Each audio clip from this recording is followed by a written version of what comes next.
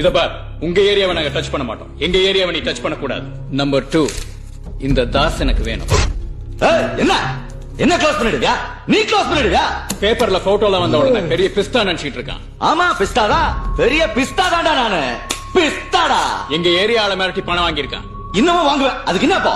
அலிபாயே தெரியாதுன்னு சொல்லியிருக்கான். ஆமாண்டா சொன்னேன். யார் அந்த அலிபாய்? ஏய், ஏய், ஏய், குரு உட்கார் உட்கார் குரு உட்கார். அவங்கிட்ட இந்த மேட்டரை டீல் பண்ண சொன்னதே நான் தான். அலிபாய்னா யாருன்னு எனக்கு கூட தெரியாது. குரு, எல்லாம் சொத்தைங்களா இருக்குதுங்க. ஒரு தட்டு தட்டிட்டு போயிட்டே இருக்கலாம்ல.